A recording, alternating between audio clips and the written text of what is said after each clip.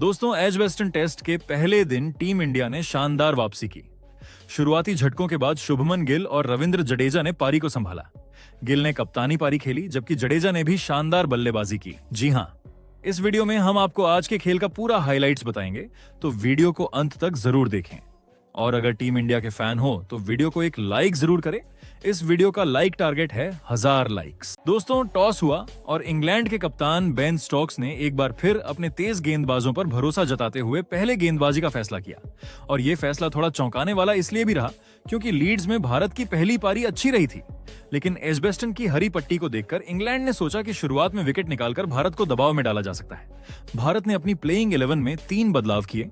साई सुदर्शन, शार्दुल ठाकुर और जसप्रीत बुमराह को बाहर किया गया और उनकी जगह टीम में शामिल हुए युवा नीतीश रेड्डी, ऑलराउंडर वॉशिंगटन सुंदर और तेज गेंदबाज आकाशदीप। इसके बाद क्रीज पर उतरे 2 बाएं और दाएं हाथ के बल्लेबाज केएल राहुल और यशस्वी जायसवाल। दोनों से उम्मीदें बहुत थीं, खासकर राहुल से, जिन्होंने लीड्स में शानदार प्रदर्शन किया था। लेकिन शुरुआत बहुत धीमी और सतर्क रही। पहले 8 ओवरों में भारत ने बिना विकेट खोए सिर्फ 15 रन बनाए।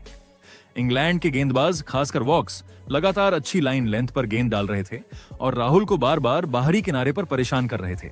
और फिर आया वो पल जिसने भारत को पहले सेशन में झटका दे दिया। 9वें ओवर में क्रिस वॉक्स की एक बेहतरीन गेंद ने राहुल की गिल्लियां बिखेर दी। गेंद बैक ऑफ लेंथ थी, ऑफ स्टंप के आसपास थोड़ी उछली और अंदर की ओर मूव हुई। राहुल ने डिफेंस करने की कोशिश की, लेकिन गेंद उनके बैट से लगती हुई सीधे स्टंप्स में जा घुसी। एक तकनीकी चूक और राहुल का विकेट उड़ गया। राहुल ने 26 गेंदों में सिर्फ 2 रन बनाए। ये भारत के लिए एक बड़ा झटका था, क्योंकि वो एक ठोस शुरुआत की तलाश में थे। इसके बाद तीसरे नंबर पर मैदान पर आए करुण नायर। आज उनके पास खुद को साबित करने का सुनहरा मौका था। शुरुआत में थोड़ा संघर्ष दिखा, लेकिन फिर उन्होंने धीरे धीरे लय पकड़नी शुरू की। दूसरी ओर यशस्वी जायसवाल थे, जो अपने अंदाज में थोड़ा समय लेते हैं, लेकिन एक बार सेट हो जाएं तो गेंदबाजों को नहीं छोड़ते। क्रिस वॉक्स और ब्राइडन कार्स लगातार दबाव बनाने की कोशिश कर रहे थे, लेकिन जायसवाल और नायर ने अपने गियर बदल लिए। पहले उन्होंने कुछ सिंगल्स लेकर स्ट्राइक रोटेट किया, फिर धीरे धीरे बाउंड्रीज की बौछार शुरू की। जायसवाल ने 2 ओवर में लगातार 3 चौके मारे और करुण नायर ने भी ड्राइव और पुल शॉट से अपने हाथ खोल दिए। देखते ही देखते भारत का स्कोर 50 के पार पहुंच गया। मैदान पर गर्मी बढ़ रही थी। इंग्लैंड के खिलाड़ी अब बौखलाहट में आ चुके थे।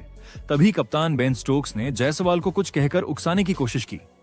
एक हल्की सी स्लेजिंग हुई, लेकिन जायसवाल उस समय ध्यान भटकाने वालों में से नहीं थे। उन्होंने बिना प्रतिक्रिया दिए अपना बल्ला चलाना जारी रखा और जश्न मनाया अपने अर्धशतक का। सिर्फ 53 गेंदों में 50 रन। ये जायसवाल का जवाब था बेन स्टोक्स को।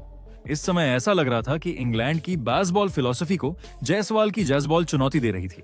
जायसवाल की आक्रामक बल्लेबाजी, लय में करुण नायर का साथ और इंग्लैंड के गेंदबाजों की हताशा, सब कुछ दर्शकों को रोमांचित कर रहा था।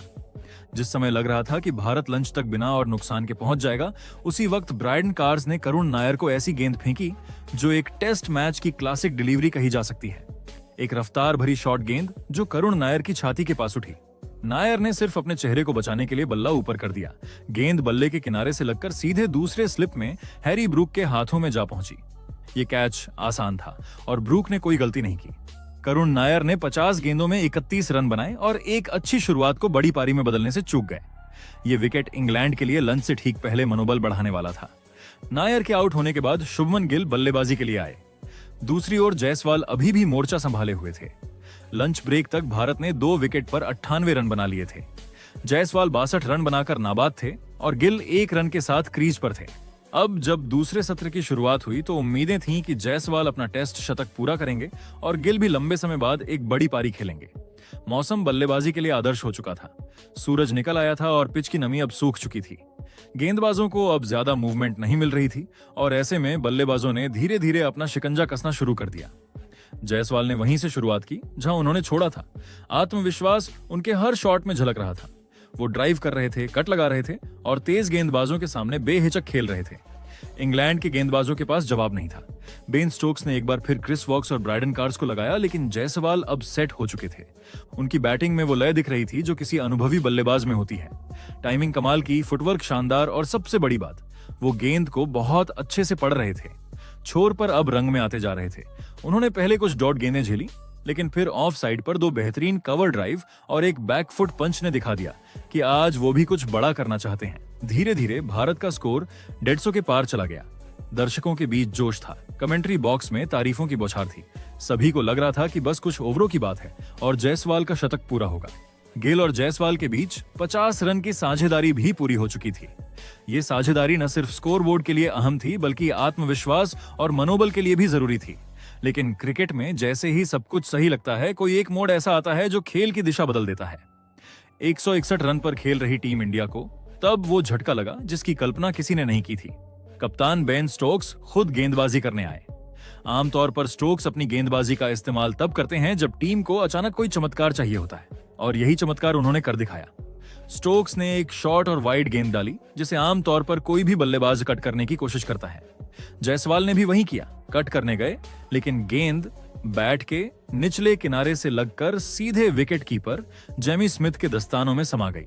सब कुछ बहुत तेजी से हुआ। जायसवाल चौंक गए। वो कुछ पल क्रीज पर खड़े रहे, जैसे यकीन ही नहीं हुआ कि वो आउट हो चुके हैं।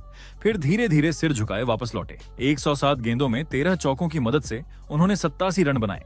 ये पारी शानदार थी। जायसवाल ने जिस अंदाज में इंग्लैंड की गेंदबाजी का सामना किया वो तारीफ के काबिल था, लेकिन एक लापरवाही, एक छोटी सी गलती और उनका शतक अधूरा रह गया। स्टोक्स अपनी टीम के साथ जमकर जश्न मना रहे थे। उनके चेहरे पर वो जोश साफ दिख रहा था जो सिर्फ एक बड़े विकेट के बाद आता है। जायसवाल के आउट होते ही मैदान पर उतरे ऋषभ पंत। उनके मैदान में आते ही दर्शकों की उत्सुकता एक बार फिर बढ़ गई, क्योंकि पंत का खेल हमेशा या तो बेहद विस्फोटक होता है या फिर बेहद रिस्की। लेकिन आज कुछ अलग था। आज पंत शांत थे, संयमित थे। उन्होंने शुरुआत में एक भी जोखिम भरा शॉट नहीं खेला। 22 गेंदों तक पंत ने सिर्फ स्ट्राइक रोटेट की, लेकिन फिर अचानक उन्होंने इंग्लैंड के स्पिनर शोएब बशीर को चुन लिया। बशीर ने एक गेंद लेग स्टंप पर फेंकी और पंत ने शानदार फ्लिक करते हुए उसे मिड विकेट बाउंड्री के पार पहुंचा दिया। एक जबरदस्त छक्का।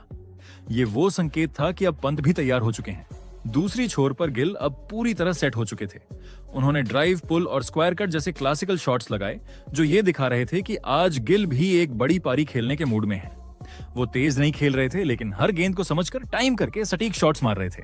उनकी 42 रनों की पारी अब एक नींव की तरह दिख रही थी, जिस पर एक मजबूत इमारत खड़ी की जा सकती थी। पंत और गिल के बीच तालमेल भी अच्छा दिखा। एक दौड़ता था तो दूसरा उसकी कॉल पर तुरंत रन लेता था। दोनों बल्लेबाजों की ऊर्जा और फुटवर्क से साफ लग रहा था कि इंग्लैंड को इन दोनों को आउट करने के लिए कुछ खास करना पड़ेगा। जैसे ही घड़ी ने टी ब्रेक की घोषणा की, भारत का स्कोर था 3 विकेट पर 182 रन। जायसवाल का विकेट जरूर गिरा था, लेकिन गिल 42 रन बनाकर नाबाद थे और पंत 14 रन पर स्थिर। ड्रेसिंग रूम की ओर जाते वक्त दोनों खिलाड़ियों के चेहरे पर आत्मविश्वास था, और यही संकेत था कि तीसरे सत्र में भारत बड़े स्कोर की ओर देख रहा है। टी ब्रेक के बाद एजबेस्टन का मौसम हल्का ठंडा हो चला था, लेकिन मैदान पर माहौल लगातार गर्म हो रहा था। भारत का स्कोर 182 पर 3 विकेट था और क्रीज पर मौजूद थे 2 बेहद भरोसेमंद बल्लेबाज, कप्तान शुभमन गिल और विकेट कीपर ऋषभ पंत। जायसवाल के आउट होने के बाद इन दोनों ने दूसरी सत्र के अंत तक स्थिति को पूरी तरह संभाल लिया था। अब तीसरे सत्र की शुरुआत हो रही थी और दर्शकों की उम्मीदें फिर से जोर पकड़ चुकी थीं। दोनों बल्लेबाजों के बीच शानदार तालमेल दिखाई दे रहा था। एक सिंगल के लिए दौड़ता तो दूसरा बिना देर किए साथ देता। हर स्ट्राइक रोटेशन पर दर्शकों की तालियां गूंजती और पिच भी अब बल्लेबाजों के लिए मुफीद होती जा रही थी। गेंद में ज्यादा मूवमेंट नहीं था और बाउंस भी अपेक्षित था। जल्द ही गिल ने एक शानदार चौका जड़ते हुए अपना अर्धशतक पूरा किया। ये पारी सिर्फ 77 गेंदों में आई, लेकिन हर रन में उनकी क्लास साफ दिख रही थी। गिल ने पिछली पारी में शतक जड़ा था, वो भी अपने कप्तानी डेब्यू में, और अब इस मैच में उन्होंने अर्धशतक लगाकर फिर दिखा दिया कि वो सिर्फ नाम के कप्तान नहीं, बल्ले से भी लीड कर सकते हैं। एक ऑफ ड्राइव, एक बैकफुट पंच और एक शानदार कवर ड्राइव। दूसरी छोर पर ऋषभ पंत इस बार थोड़े बदले हुए नजर आए। उन्होंने अपने पहले 20 रन काफी संयम से बनाए थे। मैदान पर उनका व्यवहार शांत था, वो रिस्क से बचते दिख रहे थे। लेकिन फिर वो पल आया जब पंत का नेचुरल गेम उन पर हावी हो गया। शोएब बशीर गेंदबाजी पर थे। उन्होंने एक स्लो फ्लाइटेड बॉल डाली जो थोड़ा फुल थी और इनवाइट कर रही थी शॉट के लिए। पंत खुद को रोक नहीं पाए। वो आगे बढ़े और लॉन्ग ऑन की दिशा में एक बड़ा शॉट खेलने की कोशिश की, लेकिन गेंद ठीक से बैट के बीच में नहीं आई। वो ज्यादा ऊंचाई नहीं ले पाई और सीधी जैक क्रॉली के हाथों में जा समाई। गिल ने तुरंत नजरें फेर लीं, मानो उन्हें यकीन नहीं हो रहा हो कि पंत इस तरह आउट हो गए। खुद पंत भी गुस्से में थे। वो मैदान से निकलते हुए सीधे ड्रेसिंग रूम में गए और वहां अपनी हेलमेट जमीन पर फेंक दी। उनकी मायूसी साफ दिख रही थी। उन्होंने 42 गेंदों में 25 रन बनाए, जिसमें एक चौका और एक शानदार छक्का शामिल था। पंत के आउट होते ही एक नई जिम्मेदारी आई युवा नीतीश रेड्डी पर। ये उनका पहला बड़ा टेस्ट था और पूरा देश उम्मीद कर रहा था कि वो कप्तान के साथ मिलकर पारी को संभालेंगे, लेकिन शायद वो दबाव नहीं झेल पाए। क्रिस वॉक्स ने उन्हें गेंद डाली, एक गुड लेंथ गेंद जो ऑफ स्टंप से बाहर पिच हुई और फिर अंदर की ओर मूव हुई। रेड्डी ने इसे छोड़ने का फैसला किया, लेकिन गेंद इतनी अंदर आ गई कि सीधे उनके ऑफ स्टंप को उड़ा ले गई। गेंद और बल्ले के बीच कोई संपर्क नहीं हुआ और गिल्लियां हवा में उड़ गईं। रेड्डी केवल 6 गेंदें ही खेल पाए और 1 रन बनाकर पवेलियन लौट गए। भारत की आधी टीम 211 रन पर लौट चुकी थी और अचानक एक मजबूत दिख रही पारी अब डगमगाने लगी थी। अब मैदान पर आए रविंद्र जडेजा और उनके कंधों पर अब बहुत बड़ी जिम्मेदारी थी। भारत संकट में था और अब एक सीनियर खिलाड़ी की जरूरत थी जो न सिर्फ कप्तान का साथ दे बल्कि खुद भी टिककर रन बनाए, और जडेजा ने वही किया। जैसे ही वो क्रीज पर आए उन्होंने शुरुआत में कोई रिस्क नहीं लिया। उन्होंने गिल को स्ट्राइक दी जो पहले से ही अच्छी लय में थे, और गिल ने भी जडेजा को शांत खेल के लिए पूरा मौका दिया। दोनों बल्लेबाजों के बीच अंडरस्टैंडिंग अच्छी रही। बीच बीच में रनिंग बिटवीन द विकेट्स में वो कंफ्यूजन दिखा जो नए जोड़ियों में अक्सर होता है, लेकिन उन्होंने जल्द ही तालमेल बना लिया। गिल जो अब 60 के पार जा चुके थे, उन्होंने इंग्लैंड के गेंदबाजों को थकाना शुरू कर दिया था। हर ओवर में वो एक चौके निकाल रहे थे और स्ट्राइक रोटेट करके इंग्लैंड के प्लान को बिगाड़ रहे थे। दूसरी ओर जडेजा भी धीरे धीरे जमते जा रहे थे। इस सत्र की सबसे बड़ी बात थी गिल की कप्तानी वाली बल्लेबाजी। जब एक के बाद एक विकेट गिरते हैं तो कप्तान अक्सर खुद भी दबाव में आ जाता है, लेकिन गिल का संयम कमाल का रहा। उन्होंने न सिर्फ खुद को स्थिर रखा बल्कि दूसरे छोर पर खड़े नए बल्लेबाज को भी सपोर्ट किया। वो बार बार नॉन स्ट्राइकर एंड पर जाकर जडेजा से बात करते, उन्हें शांत करते और ये बताते कि अब हमें सिर्फ टिक कर खेलना है। गिल की बॉडी लैंग्वेज एक अनुभवी कप्तान की तरह लग रही थी। जडेजा ने भी समय के साथ लय पकड़ ली। उनकी खासियत है कि वो विकेट पर टिके रहते हैं और धीरे धीरे गेंदबाजों की थकान का फायदा उठाकर रन बटोरते हैं, और आज भी उन्होंने वही किया। जब स्कोर 250 के पार गया और दोनों के बीच 50 रनों की साझेदारी पूरी हुई तो इंग्लैंड के खिलाड़ियों की बॉडी लैंग्वेज साफ बता रही थी कि अब उनके लिए विकेट निकालना आसान नहीं होगा। इसके बाद आया वो पल जिसका हर भारतीय फैन बेसब्री से इंतजार कर रहा था। शुभमन गिल 90 के पार पहुंच चुके थे। दर्शकों की धड़कनें तेज थीं, ड्रेसिंग रूम की निगाहें स्कोरबोर्ड पर टिकी थीं और इंग्लैंड के गेंदबाज हर गेंद को एक आखिरी कोशिश की तरह डाल रहे थे। लेकिन गिल तो आज किसी और ही मोड में थे। उन्होंने जो रूट की, लगातार 2 गेंदों पर 2 शानदार चौके लगाए और पूरे स्टाइल के साथ अपना शतक पूरा किया। 199 गेंदों में 12 चौकों की मदद से आया ये शतक सिर्फ एक व्यक्तिगत उपलब्धि नहीं था, बल्कि एक कप्तान की जिम्मेदारी का बेहतरीन उदाहरण था। गिल का ये कप्तान के तौर पर लगातार दूसरा शतक है, और ये किसी आसान परिस्थिति में नहीं बल्कि मुश्किल विकेट पर दबाव की घड़ी में आया है। अगर गिल आज इस तरह की पारी न खेलते तो भारत शायद 250 के अंदर ही सिमट जाता, लेकिन उनकी समझदारी, शॉट चयन और धैर्य ने भारत को मजबूती की ओर बढ़ाया। जडेजा दूसरी छोर से उनका पूरा साथ निभा रहे थे। वो भी अब 40 के पार पहुंच चुके हैं और उनका अंदाज बता रहा है कि वो भी लंबी पारी खेलने के मूड में हैं। दोनों के बीच अब तक 99 रनों की अटूट साझेदारी हो चुकी है, जो आने वाले दिन भारत के लिए बेहद निर्णायक साबित हो सकती है। पहले दिन का खेल खत्म होने तक भारत का स्कोर है 5 विकेट पर 310 रन। शुभमन गिल 114 रन पर नाबाद हैं और रविंद्र जडेजा 41 रन बनाकर उनका साथ दे रहे हैं। जिस अंदाज में यह दोनों बल्लेबाज टिके हैं, उससे यही उम्मीद की जा सकती है कि भारत दूसरे दिन और मजबूत स्थिति में पहुंच सकता है। कल का पहला सत्र बेहद अहम होने वाला है। अगर गिल और जडेजा इस साझेदारी को 150 के पार ले जाते हैं तो भारत इस टेस्ट में एक बड़ा स्कोर खड़ा कर सकता है, और फिर गेंदबाजों को पूरा मौका मिलेगा इंग्लैंड पर दबाव बनाने का। इस साझेदारी ने आज साबित कर दिया कि टेस्ट क्रिकेट में सिर्फ स्किल ही नहीं बल्कि मानसिक मजबूती और धैर्य भी उतने ही जरूरी हैं।